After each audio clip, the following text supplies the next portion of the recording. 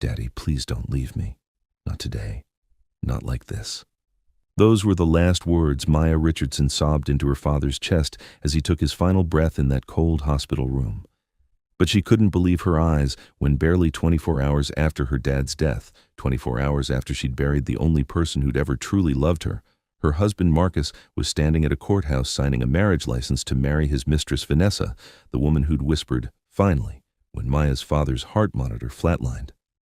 Maya stood there, 6 months pregnant with a baby that would never meet its grandfather, clutching her father's worn jacket that still smelled like him, watching through tears as her husband married his mistress, while her dad's grave dirt was still fresh under her fingernails from placing roses on his casket that very morning. But what shattered Maya's heart into pieces so small she could barely breathe wasn't just watching her husband marry his mistress 24 hours after her dad's death.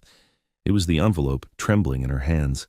The envelope her dying father had pressed into her palm with his last ounce of strength, whispering, "Baby girl, when I'm gone, open this and remember, you are never alone. You are never poor. You are never powerless. I made sure of that." What Marcus didn't know as he kissed his mistress on the lips that should have comforted his grieving pregnant wife. What Vanessa didn't know as she smiled in triumph over the broken woman still wearing funeral black was that Maya's dad, the humble janitor who'd mopped floors at an elementary school for 35 years, who'd worked Christmas shifts so Maya could have presents, who'd eaten ramen for dinner so she could have dance lessons, wasn't just a janitor. He was a secret trillionaire, worth $5.2 billion, who'd sacrificed everything to teach his daughter that character matters more than cash, that love is worth more than luxury, that a good heart is the only treasure that truly counts. And in exactly 2 hours and 47 minutes, when Maya's hands finally stopped shaking enough to open that will and inherited $5 billion, his mistress, Vanessa, would let out a scream so raw, so full of horror and realization that it would echo in that parking garage like a wounded animal. "Oh my God, Marcus, you left a billionaire. You divorced a billionaire for me. What have we done?" But here's the part that'll break your heart and put it back together again. 3 weeks before he died, Maya's dad called his attorney from his hospital bed, his voice weak but his mind sharp, and said, "Harold, I need you to listen carefully. My son-in-law is going to leave my daughter. I can see it in his eyes. He looks at her like she's a burden now that she's pregnant and I'm dying. So I need you to make sure that when he walks away, when he thinks he's escaping poverty for something better, he can never, ever touch what I'm leaving her. Put it in an irrevocable trust. Make it bulletproof. Because when my baby girl discovers who she really is, I want her to know her daddy protected her even from the grave. Listen to me. If you have ever felt abandoned, betrayed, or underestimated, you need to hit that subscribe button right now, because Maya's story is about to show you that sometimes the people who leave you do you the biggest favor of your life. Smash that like button if you believe in karma, if you believe good people deserve justice, if you believe that love, real love, is the only thing that lasts forever. And comment below telling me, have you ever lost someone who loved you more than life itself? Tell me about them. Honor them, because this story is for everyone who's ever been protected by someone who saw their worth when nobody else did. But to understand how we got here, to understand why Maya's father knew exactly what Marcus would do, we need to go back 24 hours earlier, to the moment everything fell apart and came together at the same time. The hospital room smelled like disinfectant and death. Maya had been sitting in that same plastic chair for 16 hours straight, her hand wrapped around her father's, watching the monitors measure out his last moments in beeps and numbers that kept getting slower, quieter, weaker. James Richardson, or as the world knew him, just another invisible janitor in a sea of working people, lay beneath white sheets that made his dark skin look gray, made him look smaller than he'd ever been in Maya's eyes. He'd always been larger than life to her, the man who taught her to ride a bike on Saturday mornings before his shift started, the man who showed up to every parent-teacher conference in his work uniform, smelling like pine cleaner and effort, sitting in those tiny chairs with such pride it didn't matter what he wore or how tired he looked. The man who told her every single night before bed, "You are brilliant, you are worthy, you are loved beyond measure." And now he was leaving her. The cancer had come fast and vicious, 3 months from diagnosis to this moment, pancreatic. Stage 4 by the time they caught it. The doctors had said maybe 6 months with treatment. He'd made it barely 12 weeks. Maya's phone buzzed in her lap. She glanced at the screen through tears. Her husband, Marcus. The text read, "Still at the hospital? My presentation got moved to tomorrow morning. Gonna stay at Dave's tonight to prep. Don't wait up." She stared at the words, something cold settling in her chest. Her father was dying. Right now. This moment. And Marcus was worried about a sales presentation. She didn't respond.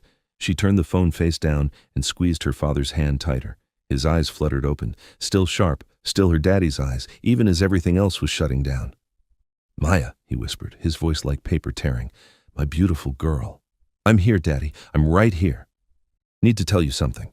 He struggled to breathe, the ventilator hissing beside him. "Important. Listen carefully. Save your strength. We can talk when you're better." "No, baby." His grip tightened with surprising force. "No more pretending. This is it, and you need to know everything." Maya's tears fell faster. "Daddy, please." "In my apartment," he continued, each word an effort. "Bedroom closet, old Nike shoebox, false bottom. There's a key. A key. Safety deposit box, First National Bank, box 1247. He coughed, his whole body shaking. "Everything you need is there. Everything I should have told you years ago." "I don't understand." "You will." His eyes found hers, and in them she saw something she'd never seen before. Fear, not of dying, but of leaving her unprepared. "Promise me. Promise you'll go. Promise you won't tell anyone until you understand." "I promise." "Not Marcus." His voice gained sudden strength. "Especially not Marcus." Maya's breath caught. "What? Why?" "Because I see him, baby. I see how he looks at you now that you're pregnant, now that I'm sick, like you're a burden instead of a blessing." His breathing was getting shallower. "I added something to my will 3 weeks ago. Protection, for you, for my grandbaby." "Daddy, what are you talking about?" But the machines were changing their rhythm. The beeps were spreading further apart. A nurse rushed in, checked the monitors, and her face told Maya everything. "Mr. Richardson," the nurse said gently, "do you want us to—" "No," James whispered. "No machines. Just my daughter." The nurse nodded and quietly left, closing the door behind her. James looked at Maya, and despite everything, he smiled. "You know what the best day of my life was?" Maya shook her head, unable to speak past the sob in her throat.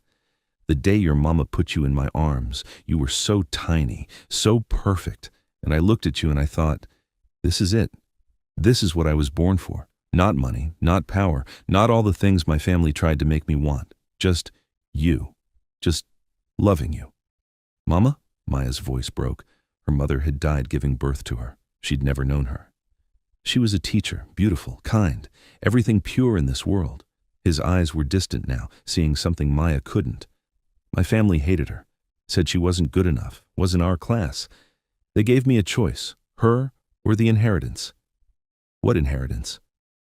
"I chose her, baby. Every time I chose love.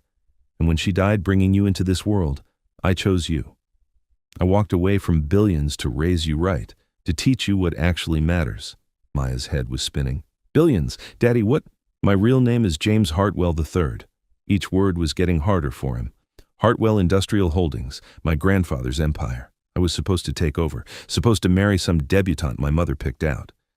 But I met your mama at a charity event, and I knew she was my real life. So I left. Changed my name, got a job mopping floors, and I never regretted it, not once." "You've been rich this whole time?" Maya couldn't process it. Her father, who'd worked double shifts, who'd driven a car held together with duct tape, who'd made her peanut butter sandwiches for lunch every day because that's what they could afford. "Not rich, baby, wealthy. There's a difference. Rich is what you have. Wealthy is what you are." He smiled through the pain. "And you, my darling girl, are the wealthiest person I know. You have character, integrity, a heart so big it scares me sometimes. Why didn't you tell me?" "Because I wanted you to grow up normal, to marry someone who loved you, not your bank account, to know your own strength." His breathing was labored now. "But I never stopped managing it, the money, growing it, protecting it, for you." The monitors were screaming now. Maya wanted to call the nurses, but she couldn't let go of his hand. "The envelope," James gasped.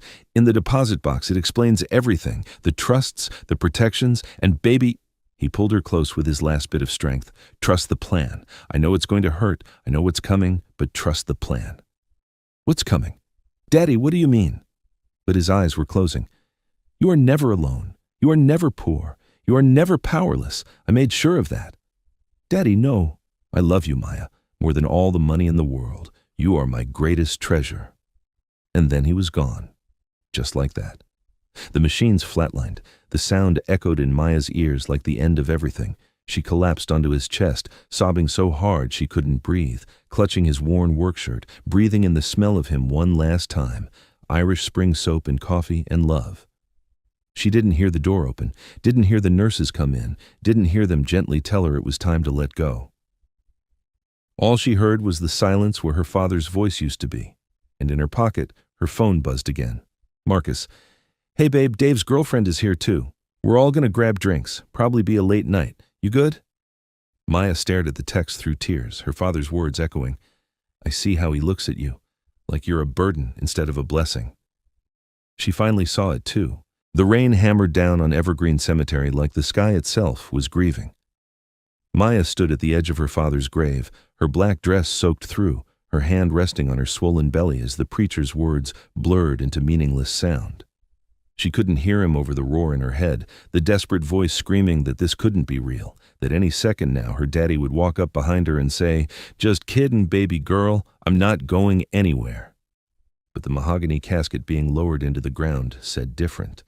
The roses she'd placed on top, his favorite yellow ones, were already wilting in the rain, petals washing away into the mud.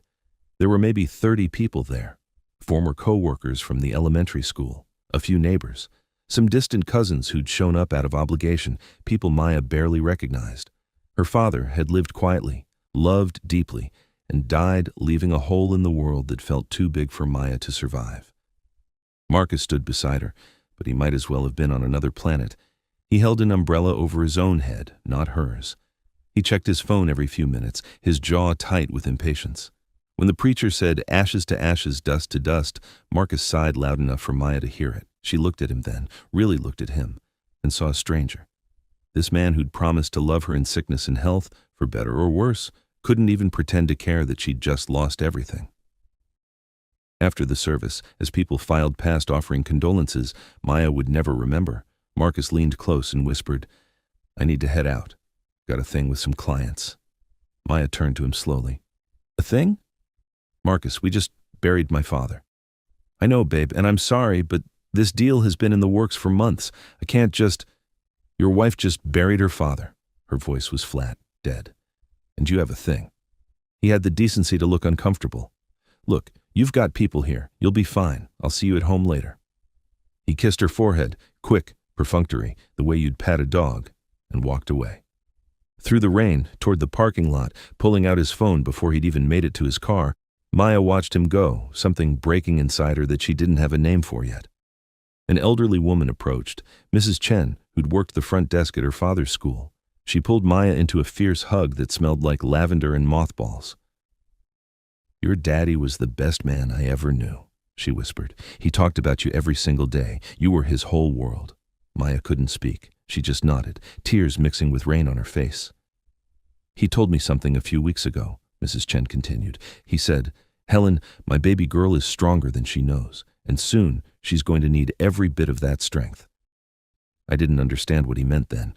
But Maya, honey, whatever you're facing, whatever's coming, you've got your daddy's blood in you. That means you've got steel in your spine." The old woman squeezed her hand once and walked away, leaving Maya standing alone in the rain, those words echoing. Whatever's coming. Her father had known. Somehow, he'd known. That night, Maya sat alone in her father's tiny apartment, surrounded by the life he'd built. The threadbare couch he'd owned for 20 years. The TV that only got 3 channels. The kitchen table where he'd helped her with homework every night, where they'd eaten countless dinners together, where he'd taught her that the best conversations happen over simple food and genuine love. She should have been packing his things, sorting through belongings, doing all the practical tasks that come after death. But she couldn't move. She just sat there, wearing his old jacket, breathing in the fading smell of him, trying to understand what he'd meant about the safety deposit box, about protection, about being a Hartwell. Her phone rang. Marcus. "Hey," he said, background noise loud behind him, music, laughter. "Just checking in. You okay?" "Where are you?" "Just grabbed dinner with the team. You know how it is. Had to decompress after the funeral. Heavy day." Heavy day, like he'd been the one lowering his father into the ground. "When are you coming home?" Probably late. We might hit up a bar after this. You should get some rest. You look exhausted." I look exhausted? Her voice cracked. Marcus, I buried my father today. I know, babe, that's why I'm saying you should rest. He sounded irritated now, like she was being unreasonable. Look, I gotta go. Order some food, take a bath. I'll see you tomorrow. He hung up before she could respond. Maya sat there staring at her phone, and that's when she saw it. A notification at the top of the screen. Marcus's Instagram had been tagged in a photo. Her hands shook as she opened it. There he was, at some trendy restaurant she'd never heard of, sitting in a booth, and next to him, pressed close, laughing at something he'd said, was a woman Maya had never seen before. Beautiful, polished, wearing a red dress that probably cost more than Maya's monthly rent. The caption read, "Celebrating new beginnings with my favorite people, Olor Marcus Rich, ou Vanessa Chen, Senior Marketing Director at Marcus's company." Maya had heard the name before. Marcus mentioned her sometimes, his boss, the woman he was always having meetings with. Maya clicked on Vanessa's profile. It was public, full of photos of expensive restaurants, luxury vacations, designer clothes, success personified. And there, 3 photos down, was another one. Marcus and Vanessa, his arm around her waist, her hand on his chest, both of them smiling like they had won the lottery, posted 6 weeks ago, while Maya's father was dying, while Maya was spending every night at the hospital, while her world was ending. The caption, "When you know, you know." Maya's vision blurred.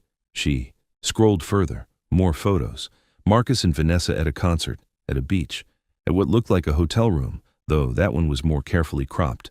The affair had been going on for months, maybe longer, while Maya was pregnant with his child, while her father was dying. While she was drowning in grief and fear and loneliness, Marcus had been building a whole other life with someone else. She ran to the bathroom and vomited, her body rejecting the reality like poison.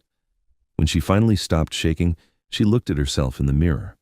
Her eyes were swollen from crying. Her face was pale, her pregnant belly pushed against her father's oversized jacket. She looked exactly like what she was, a broken woman who'd lost everything. And in that moment, staring at her own devastated reflection, Maya made a decision. Tomorrow, she would go to the bank. She would open that safety deposit box. She would find out what her father meant about being a Hartwell, about protection, about never being powerless, because right now, she felt like the most powerless person on earth. Her phone buzzed, a text from Marcus. "BTW, we need to talk when I get home. Something important." Those words, the ones that never mean anything good. Maya knew what was coming. She could feel it in her bones the way you feel a storm rolling in. But what she didn't know, what she couldn't possibly know, was that in exactly 18 hours her entire world would flip upside down in ways she couldn't imagine. The next morning came too fast and too slow at the same time. Maya hadn't slept. She'd spent the night on her father's couch, clutching his jacket, staring at the ceiling, waiting for Marcus to come home. He never did. At 6 a.m., her phone buzzed. A text, "Crashed at Dave's, coming by at 9. We need to talk. Important." Maya's hands went to her belly. Her baby, her little girl, the doctor had told her just last week, kicked hard like she could feel her mother's fear. "It's okay, sweet girl," Maya whispered. "We're going to be okay. Your grandpa promised. We just have to trust the plan." But she had no idea what the plan was. At 8:30 a.m., Maya forced herself to shower, to put on clean clothes, to look like a person instead of a ghost. She chose a simple black dress, the same one she'd worn to the funeral yesterday, because everything else felt too cheerful, too alive for how she felt inside. She made coffee she wouldn't drink, sat at the kitchen table, waited. Marcus arrived at 9:15, which meant he'd made her wait on purpose. Power play. She recognized it now, wondered how many other small cruelties she'd missed while loving him. He looked good, rested, like he hadn't just attended his father-in-law's funeral yesterday. He was wearing cologne, expensive stuff he'd never worn around her. For a flash, Maya wondered if he'd been with Vanessa all night. "Hey," he said, not quite meeting her eyes. "How you feeling?"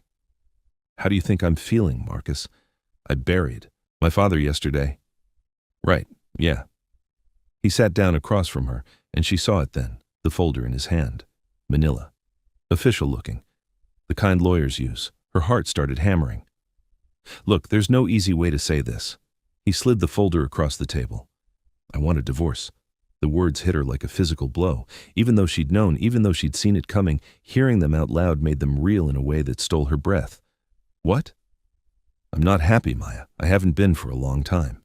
His voice was rehearsed, like he'd practiced this speech. "We've grown apart. You've been so focused on your dad's illness, and I need something different. My dad just died yesterday." Her voice didn't sound like her own. "Yesterday, Marcus, and you're asking me for a divorce today? The timing isn't ideal."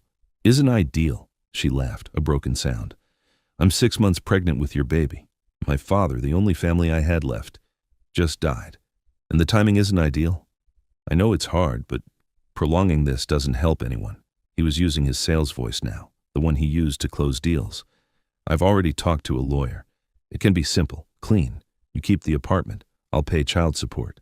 We can both move on with our lives." "Move on?" Maya's hands were shaking. "To what? To who?" She pulled out her phone, opened Instagram, shoved it across the table. "To her?" Marcus's face went carefully blank. "Maya? How long?" Her voice rose. "How long have you been sleeping with your boss while I was watching my father die? It's not like that." "Then what is it like?" She was shouting now, something she never did. "Tell me, Marcus, what is it like to cheat on your pregnant wife while her father is dying of cancer? What is it like to attend his funeral and then go out celebrating with your mistress? What is it like? Don't make this ugly." His jaw was tight.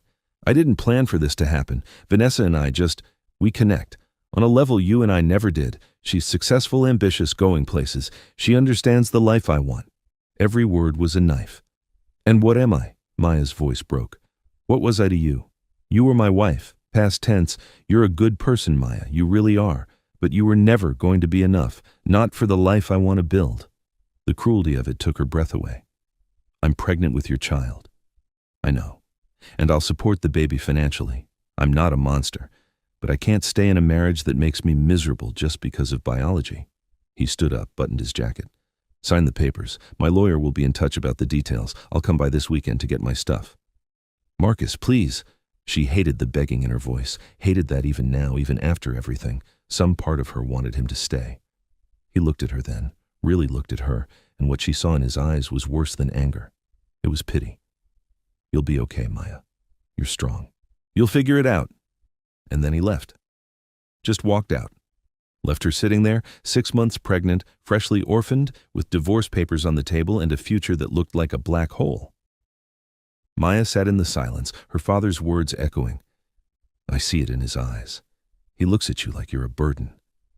Her phone buzzed, a text from an unknown number. "Hi Maya, this is Vanessa.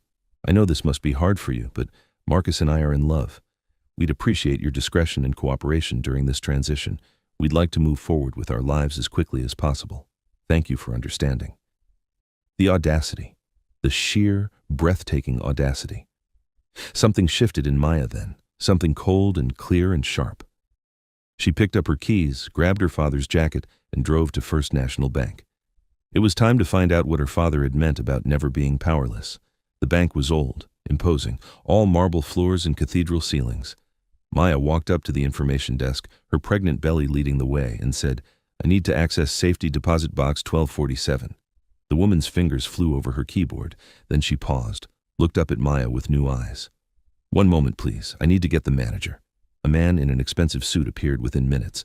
"Miss Richardson, I'm Gerald Whitmore, branch manager. Please follow me." He led her to a private room, used 2 keys to open the box, and then quietly excused himself. Inside was a single large envelope. Maya's hands shook as she opened it. The first thing she saw was a letter in her father's handwriting. But beneath it were documents, so many documents, stock certificates, property deeds, bank statements with numbers that didn't make sense. She read the letter first. "My dearest Maya, if you're reading this, I'm gone. And you're probably confused, maybe scared, definitely grieving. I'm so sorry I'm not there to explain this in person, to hold you while you process it, to see your face when you realize who you really are. But baby girl, it's time you knew the truth about the Hartwell family, about me, about everything I've been protecting you from and protecting for you all these years." Maya read the whole thing, tears streaming down her face, her mind struggling to process what her father was telling her. He was James Hartwell III, heir to a $3 billion empire. He'd walked away at 23 to marry her mother, the woman his family said wasn't good enough. He'd changed his name, taken a janitor job, built a real life based on love instead of money. But he'd never given up the inheritance. He'd just hidden it, managed it quietly through lawyers, let it grow, protected it, for her, and 3 weeks before he died, knowing what Marcus would do, he'd restructured everything, put it all in an irrevocable trust that Marcus could never touch, not even if they were still married. The total estate value, current assessment, $5.2 billion. Maya read that number 5 times, billion, with a B. Her father, her daddy, who'd eaten ramen for dinner so she could have dance lessons, had been worth $5 billion, and he'd left every penny of it to her. There was a final paragraph in the letter that made her sob out loud. I know what Marcus is going to do, baby girl. I've seen it in his eyes for months now. He's going to leave you. He's going to hurt you in ways that will make you question everything. But I need you to understand something. Him leaving is the greatest gift he could give you. Because now you'll know that when he chose to go, he had no idea what he was walking away from. He left you because he thought you were poor, because he thought you were weak, because he thought he could do better.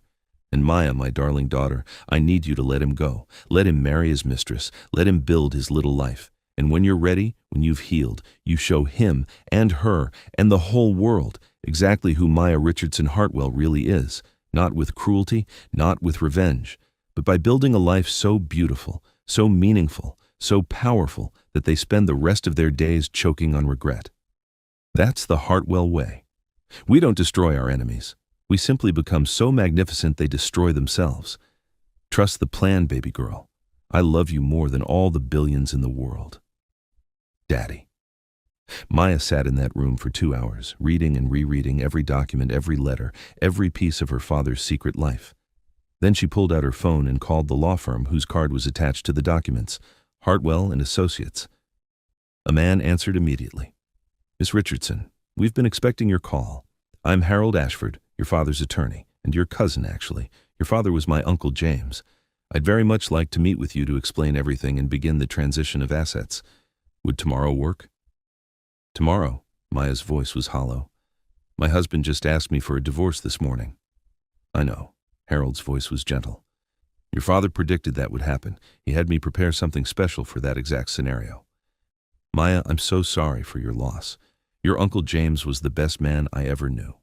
But I promise you, he's still protecting you. Everything is in place. Everything is going to be okay. Maya ended the call and sat in the silence, her hand on her belly, her mind reeling. Marcus had asked for a divorce because he thought she had nothing. Because he thought Vanessa, with her 6-figure salary and her designer clothes, was a better bet. He had no idea he'd just walked away from $5 billion. And tomorrow, Maya was going to start learning exactly what that meant. But first, she had to sign those divorce papers. She had to let him go. Not because she was weak, but because her father had taught her something Marcus would never understand. True power doesn't announce itself. It waits, it watches, it moves when the time is right. Maya drove home, signed every page Marcus had left her, and placed them in an envelope addressed to his lawyer. Then she opened her laptop and bought a ticket to New York for the next morning. Harold Ashford had offered to send a private jet, but Maya had declined. She wasn't ready for that world yet. She needed one more day of being regular Maya, one more day before everything changed. Her phone buzzed, a text from Marcus. Did you sign? She typed back. Yes, you're free. His response came immediately. Thank you for being reasonable about this. For what it's worth, I hope you find happiness. Maya stared at those words, the casual cruelty of them, the assumption that he was doing her a favor, that she should be grateful. She deleted the message without responding.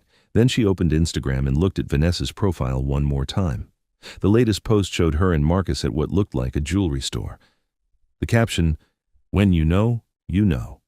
Engaged, new beginnings." They'd gotten engaged, the same day he'd asked for a divorce, probably the same day Maya had buried her father. Maya felt something shift inside her, not anger, not even hurt anymore, something colder, something patient, something her father had spent her whole life teaching her even though she hadn't known what the lessons were for. Dignity in the face of cruelty. Grace under pressure, the long game. She commented on the post, "Congratulations. I wish you both all the happiness you deserve." Every word meant exactly what it said. Within an hour, the post had exploded. People who knew Maya, who knew she'd just lost her father and her husband in the same week, were commenting in outrage. Vanessa's comment section became a war zone. Maya turned off her phone and went to bed in her father's apartment, wrapped in his jacket, her hand on her belly. "Your grandpa was a smart man," she whispered to her baby. "He knew exactly what he was doing. We just have to trust the plan." Outside, thunder rumbled. A storm was coming, but Maya Richardson Hartwell was ready for it.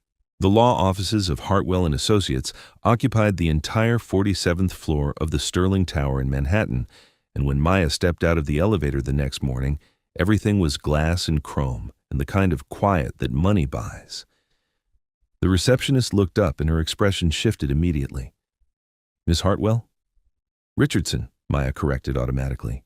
She was led down a hallway lined with portraits of stern-looking men in suits, Hartwells, her ancestors, and then she saw it at the end of the hall, a portrait of a young man with kind eyes and a smile that wanted to break free. Her father. Young, wealthy, before he'd walked away from all of this. A distinguished man in his 60s stepped out, his face breaking into a warm smile. "Maya, I'm Harold Ashford, your Uncle Harry. Your father was my uncle." He led her into a conference room where two other people waited, a sharp-eyed woman and a younger man with a laptop. "This is Patricia Whitmore, your financial advisor, and David Chen, your accountant. They've been managing your father's holdings for 15 years. Now they work for you." Over the next hours, they walked Maya through everything. She owned controlling shares in 17 major corporations, commercial real estate in 12 states, a stock portfolio worth $1.8 billion, an art collection valued at $400 million, liquid assets totaling $600 million. "Your father restructured everything 3 weeks before he died," Harold said quietly, "the day after Marcus visited him in the hospital." Maya's breath caught. "Marcus visited him? He told me he couldn't get away from work." Harold's expression darkened. He spent 15 minutes complaining about hospital bills, how the pregnancy was bad timing, how he was under pressure at work. He asked if your father had life insurance to offset the burden. Your father heard every word. The next day, he called me and made absolutely certain Marcus could never touch a penny of it. Maya felt tears sliding down her face. He knew. Harold slid a final letter across the table. "Marcus didn't leave because you weren't enough. He left because he wasn't enough. Now rise, not for revenge, but because you are a Hartwell. Build something beautiful, help people. And when Marcus sees what you've become, smile. Because their regret is not your burden. Live well. That's the best revenge of all." Maya wiped her eyes. "I want to help women in crisis, single mothers, women who feel powerless and alone. I want to start immediately." "Your father already established a foundation with a $500 million endowment," Patricia said gently. "It's ready whenever you are." "Then I'm ready. But first, I want to host a dinner for potential partners and board members." Maya pulled up Vanessa's LinkedIn. She's a senior marketing director, successful, well-connected, exactly the kind of person a new foundation would want to meet, wouldn't she? Harold's smile turned knowing. "Along with her new husband, of course." 3 weeks later, elegant invitations arrived at 50 carefully selected addresses. The Richardson Hartwell Foundation cordially invites you to an intimate dinner reception. Friday, October 15th, 7 p.m., the Metropolitan Club. Vanessa showed it to Marcus immediately, her eyes bright. "This could be huge for my career. If I could get on their board." She RSVP'd yes within the hour. The Metropolitan Club was old money elegance, soaring ceilings, crystal chandeliers, power whispered instead of shouted. Maya arrived early in an emerald green maternity gown, diamond earrings that had belonged to her Hartwell grandmother sparkling at her ears. She was 7 months pregnant now, and she'd never felt more powerful. At 7:15, Marcus and Vanessa walked in. Maya saw them before they saw her, Marcus uncomfortable among genuine wealth, Vanessa confident in her red designer dress scanning the room for important people to impress. Harold stepped to the front. "Ladies and gentlemen, I'd like to introduce our founder and director, Miss Maya Richardson Hartwell." Maya stepped forward. Every eye in the room turned to her, including Marcus's, including Vanessa's. She watched the recognition hit them, watched Marcus's face drain of color, watched Vanessa's smile freeze and crack. "Thank you all for coming," Maya said, her voice steady. 3 months ago, I lost my father, a janitor at an elementary school who taught me that true wealth isn't measured in bank accounts, but in lives you touch and integrity you carry. What I didn't know was that my father, James Hartwell III, had walked away from his family's fortune 35 years ago to marry the woman he loved. He chose love over money. He raised me to value the same things. Marcus gripped the back of a chair, his knuckles white. When he passed, he left me his entire estate, valued at approximately $5.2 billion, but more than that, he left me a mission to help women who feel powerless and abandoned, because 3 months ago, I was one of those women. Maya's eyes found Marcus directly. I was 6 months pregnant, grieving my father's death, when my husband asked me for a divorce. He told me I would never be enough, that he'd found someone better, someone successful, ambitious, going places. Vanessa was shaking, her hand over her mouth. He divorced me, thinking I had nothing, and I let him go because my father taught me, you can't lose what's truly yours, and you can't keep what was never meant to stay. This foundation is for every woman who's been underestimated, told she's not enough, because sometimes the people who leave you do you the greatest favor of your life. She raised her glass. To new beginnings, to understanding your worth. The room erupted in applause. People rushed to congratulate her, and in the back, Marcus and Vanessa stood frozen, watching the woman they'd pitied become the center of a world they'd never touch. Marcus grabbed Vanessa's arm and pulled her toward the exit. They made it to the parking garage before Vanessa's composure shattered. The scream echoed off concrete walls, raw and full of horror. "Oh my God, Marcus, you left a billionaire. You divorced a billionaire for me? What have we done?" "I didn't know. You didn't know." Vanessa was hysterical. "Her father was a janitor. You said she was poor. You said we were trading up." "She was poor. How was I supposed to know? You left her while she was pregnant. You married me 24 hours after her father died, and she's worth $5 billion. What you lost," Marcus shot back, "you pushed me to leave her. Because you told me she had nothing." Vanessa's voice broke. "I'm the other woman in a story where the wife is one of the richest people in the state. My reputation, my career, everything is destroyed." She looked at her wedding ring and laughed bitterly. "I thought I won, but she let you go. Because you were nothing, and she knew it before we did." Vanessa pulled off her ring and threw it at him. "I can't be married to a man stupid enough to divorce a billionaire. This is over." "Vanessa, wait!" But she was gone, leaving Marcus alone with the echo of her screams and the weight of the biggest mistake of his life. Upstairs, Maya was accepting promises of support, feeling her baby kick strong and healthy. Harold approached with a knowing smile. They left rather quickly. Vanessa was screaming in the parking garage. Maya felt nothing. No satisfaction, no triumph, just calm certainty. "My father once told me the best revenge is building a life so beautiful your enemies destroy themselves watching it. He'd be very proud of you. I know. I can feel it." 2 months later, Maya gave birth to Naomi James Richardson Hartwell. Marcus was allowed supervised visits because Maya believed her daughter deserved to know her father, even if he'd proven unworthy of being in Maya's life. Vanessa moved to Boston to escape the scandal, declared bankruptcy, took a lower-paying job where no one knew about the parking garage screaming. And Maya built her foundation into something transformative. 200 women helped in the first year, rent paid, hope restored. 5 years later, Naomi started kindergarten at the same school where her grandfather had worked as a janitor. Marcus showed up to drop her off, watching his confident daughter skip into the building. "She's amazing," he said quietly. "Yes," Maya agreed. "She is." He wanted to say he'd changed, that he understood now, that he'd give anything for a second chance. But Maya's eyes were on her daughter, and he realized she wasn't thinking about him at all. She'd won not by destroying him, but by building a life so full, so meaningful, that his presence or absence made no difference. Maya stood in the morning sunlight, her father's words echoing. "You are never alone. You are never poor.